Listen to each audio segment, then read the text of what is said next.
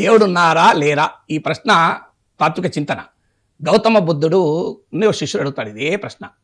So బుద్ధుడు అద్భుతంగా చెప్తాడు.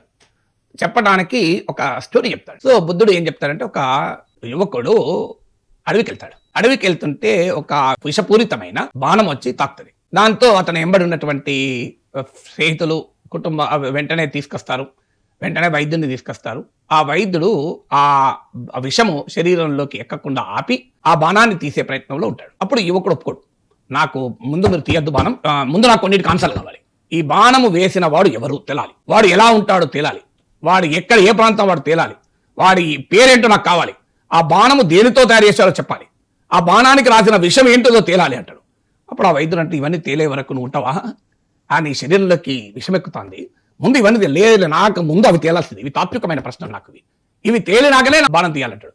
ఈ లోపల ఏమవుతుంది, విషం ఎక్క మర్చిపోతాడు. అంటే ఈ స్టోరీ ద్వారా బుద్ధుడు ఏం చెప్తున్నాడు, హ్యూమన్ సఫరింగ్ అంటే మనిషి ఎదుర్కొంటున్న ఈ బాధలన్నిటికీ మొదలు పరిష్కారం వెతకాలి. ఈ పరిష్కారం వెతకకుండా నీవు కేవలం ఆ అధిభౌతిక ఆలోచనలు, మెటాఫిజికల్ ఆలోచనలోనే తిరిగామనుకోండి, వాటికి ఏనాడైనా సమాధానం దొరుకుతుందా?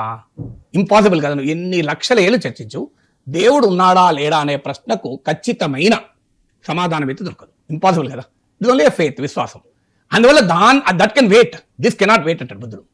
సో ముందు మనిషి ఈ నిరుద్యోగము, పేదరికము, ఆకలి, అణచివేత, ఈ దరిద్రము, విద్వేషము, సఫరింగ్, హ్యూమన్ సఫరింగ్, ఇవి పోవాలి. వీటి గురించి ఆలోచించాలి. కానీ ఆ ప్రశ్నలు దే కెన్ వెయిట్, బట్ ఈ ప్రశ్నలు they cannot wait. Joblessness cannot wait.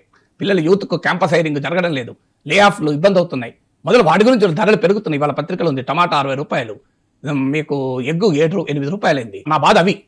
దేవుడు ఉన్నాడా లేడా అనే చర్చ పెట్టుకొని ఈ దొండకాయలు, టమాటాలు, ఎగ్స్ ధరలు పెరిగితే ప్రజలు బాధపడుతున్నటువంటి దాన్ని నేను మర్చిపోలేను. అందువల్ల నా ఫోకస్ మొత్తం హ్యూమన్ సఫరింగ్, ప్రస్తుత సఫరింగ్ ఏంటి, ఇది మొదలు ఆలోచించాలి కదా. రోడ్లు సరిగా లేక యాక్సిడెంట్లే చనిపోతున్నారు, ఢిల్లీలో గాలి పీల్చి జనం ఇబ్బందులు పడుతున్నారు టాక్సిక్ ఎయిర్తోని. ఇవన్నీ వదిలేసి మెటాఫిజికల్ క్వశ్చన్, దేవుడు ఉన్నారా లేరని ఎంత చర్చించుకుంటే ఏం దొరుకుతుంది? ఉన్నారు అని భావించిన వారికి ఉన్నాడు, లేడని భావించిన వారికి లేడు. ఇట్ మేక్స్ నో డిఫరెన్స్ కదా. ఎవరు దేవుడు ఏ రూపంలో ఉన్నాడంటే ఆ రూపంలో ఉన్నాడు. హ్యూమన్ సఫరింగ్, మనిషి ఎదుర్కొనే దుఃఖాన్ని, వీటికి మొదలు మూలాన్ని కనుక్కుందాం, వీటి పరిష్కరించుద్దాం. దేవుడు ఉన్నాడా లేడా అది ఎన్నడూ తేలని ప్రశ్న.